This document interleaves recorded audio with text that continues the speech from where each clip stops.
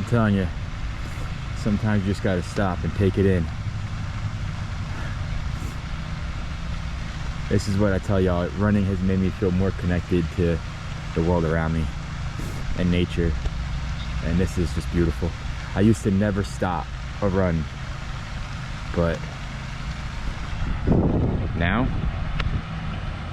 if I can stop for a minute and just see the scenes around me,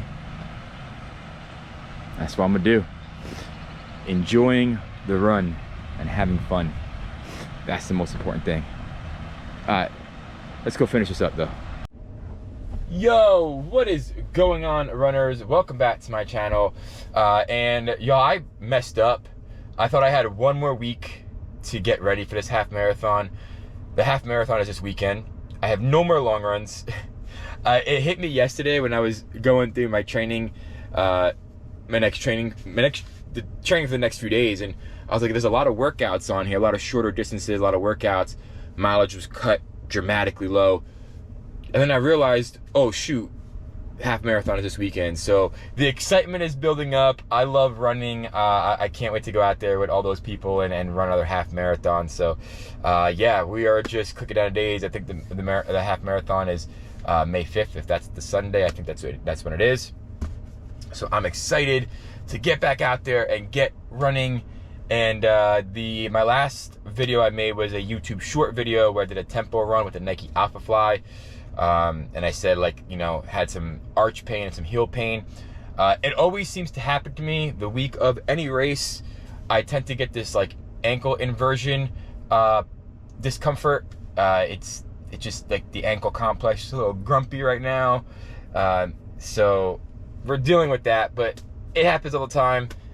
So it could have just been the shoe for that one day, because this also happened the New York City Marathon half marathon training week when I wore the Pumas. I had that same kind of issue, so hopefully it goes away. But today we are rocking the trusted and true, the shoe that needs no introduction on this channel, the R1 Mountain to Coast R1.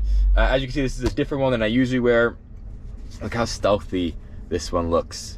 Look how sick it looks. This is the regular R1 CPU outsole. The ones that I usually wear has a rubber outsole.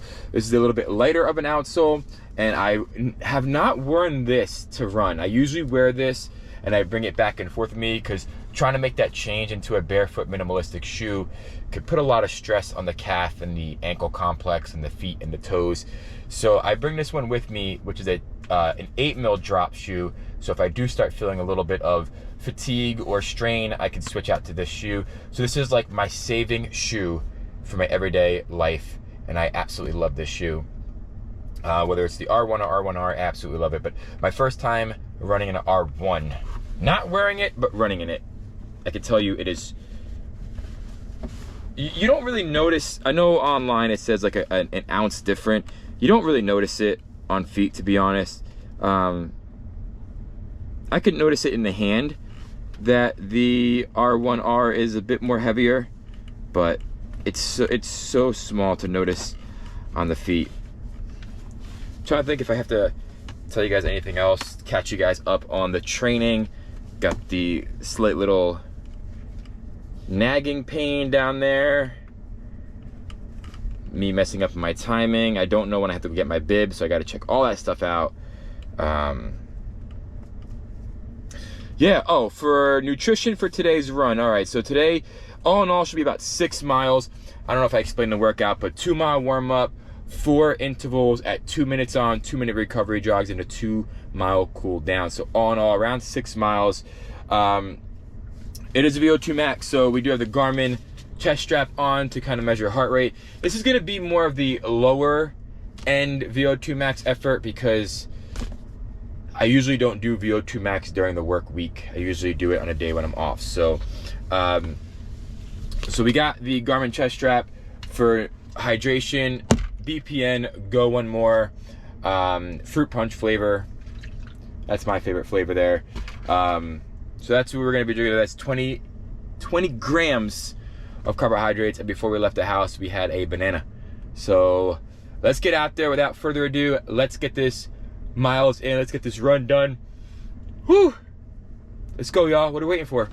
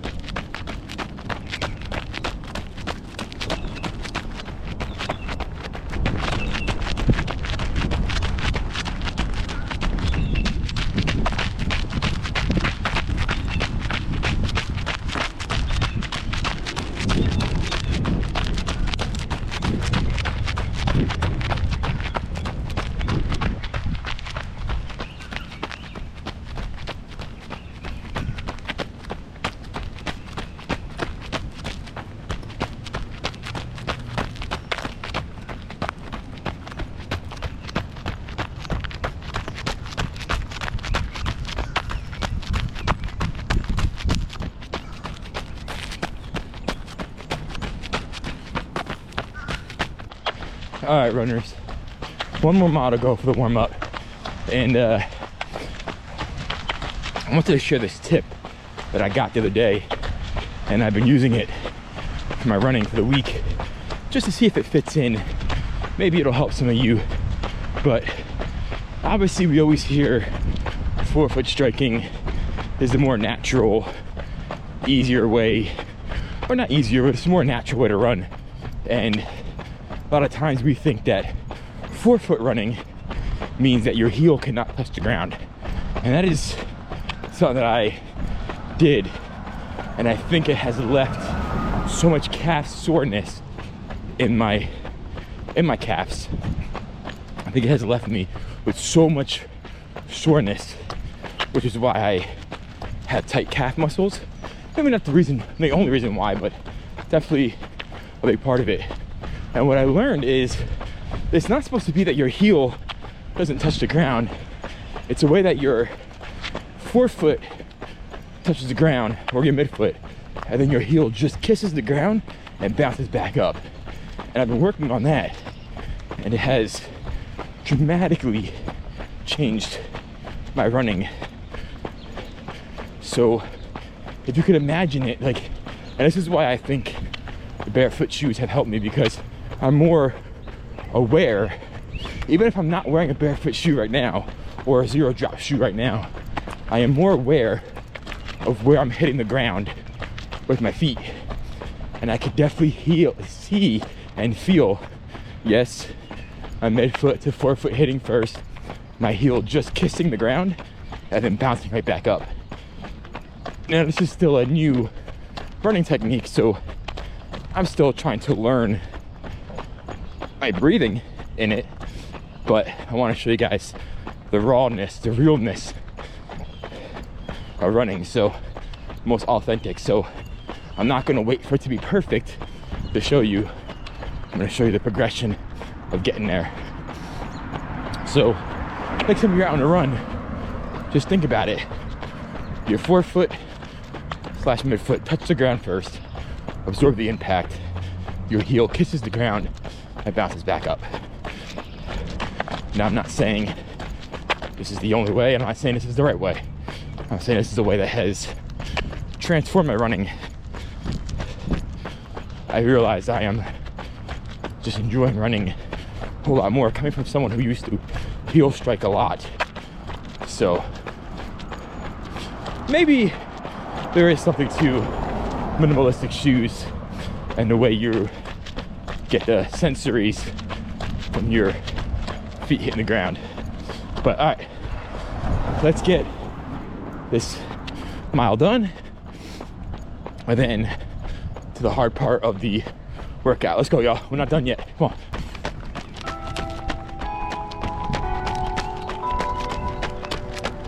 Church bells ringing.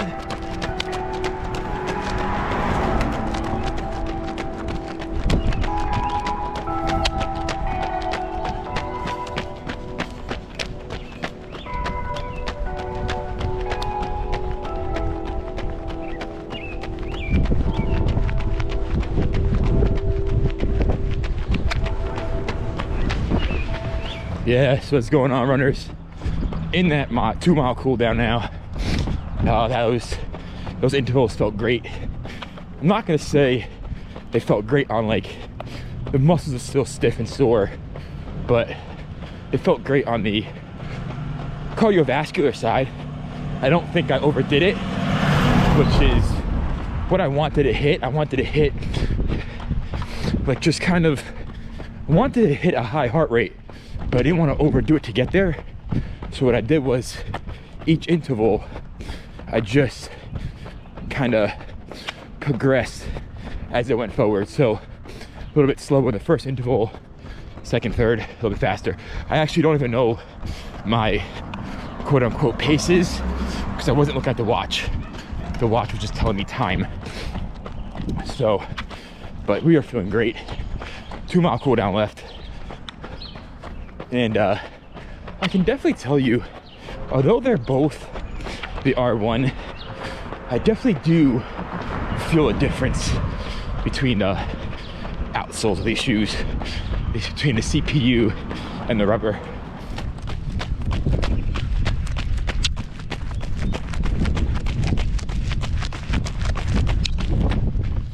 Yo, runners, that's it, y'all. We did it. Last workout before the half marathon, and this was a picture perfect workout. The warm-up was light. The running, the VO2 max intervals, even though they were supposed to be hard intervals, I did push a little bit, but I didn't overexert myself, and I think I just nailed I think I hit the nail right on the head with this workout. It was just so perfect. The weather was great, temperature was great, everything was just so good. So that is the last workout. The next runs are all recovery runs, so little low mileage, 4 to 3 miles, and then we got the half marathon this weekend. So I gotta get on that race website, see any information I could find. But nevertheless, we did our 6 miles. So just under 6, it was just over 5.5 miles. But we did it in the R1. Baby, I love this shoe. This shoe is amazing. Y'all can see I have gravitated towards this shoe in the last few videos. In the last half marathon and this marathon for sure will be in this shoe. But I wanted to specify a few things. This is the R1, and I say this, and I think I said this in this video. This is the R1. The white shoe that I run in, the white version of the Mountain Coast, is the R1R. This one has a CPU outsole, so the outsole is a little bit different. Has the Mountain Coast logo as the lugs, and then the rubber one, the R1R, is a rubber outsole. Now, to many people, they might not feel it. I felt a huge difference between the CPU outsole and the rubber outsole. This one just felt a little bit more lighter, and I liked this one a lot. I like both because the rubber makes me feel a little more confident, and it does have a little bit more cushion, but it's a little bit thicker, I feel, than this CPU outsole. So CPU outsole kind of gave me a little bit more of that foam, gave me a little bit more of that light cell foam feel, so I could definitely compress this foam. It just felt a little bit different for me on my feet. Definitely a little bit lighter, you could feel it. I know I said in the beginning of the video I don't feel it on feet, but as I was running I definitely felt it. So I love this upper they're using. This shoe is just great. So this is the R1, the other one is the R1R, and I don't know if I said this in the beginning of the video, but I could feel like I could take this shoe out of the box and just run with it. And that's what I did with the first R1R when I got it back in November. Took it out, ran 8 miles in that shoe. Would never have done that. So yeah, just a really good shoe, and definitely will be on my feet this weekend for the half marathon. But yeah, y'all, this workout was great, and it just goes to show you, like, the more you learn your body, the more the more you understand what you're actually doing. I did not look at my watch at all today. I don't even know my paces. I don't have my phone on me to check. And it's not about that. It's about how do I feel, and I feel great afterwards. Sure, the calves are tight, but runners usually have that, and I've been having tight calves for quite some time now. I'm working on it with a lot of stretching, a lot of, massages and everything. But otherwise, it was a home run of a workout, building so much confidence going into this half marathon. It's unbelievable right now. And yeah, I tell y'all, like, just stop relying on the technology for running and just go out there and run. That's it. Like, that's all it is. Today we stopped, we took in some scenery. It was just a beautiful, beautiful run. Give yourself a little bit of extra time in those runs so you can stop and explore things. I think you're gonna love it. Make running fun. It's not a punishment. It doesn't have to be painful. It shouldn't be painful, actually. It should be enjoyable. So go out there, make it enjoyable, make it fun. And got a few more days until the race, and get out there with a bunch of people, run, and it's gonna be great. So yeah, that's it, y'all. I could definitely tell you one thing, and I said it during the video, and I think I said it last video, with adapting my foot to the barefoot shoes and minimalistic shoes, I definitely feel when my foot hits the ground, and that has made a difference in my running for sure. I'm a lot lighter on my feet.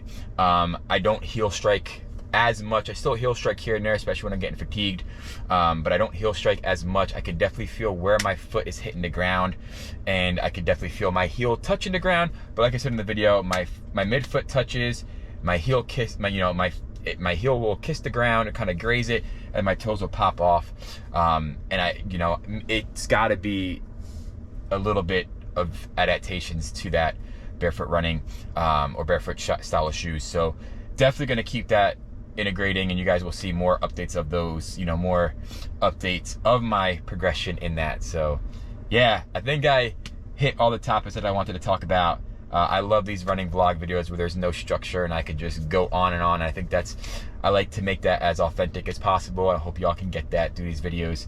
But yeah, y'all, that's it. Thank you for watching. Keep the subscribes, the likes, the comments coming. It means a lot to me. Catch y'all later. Peace.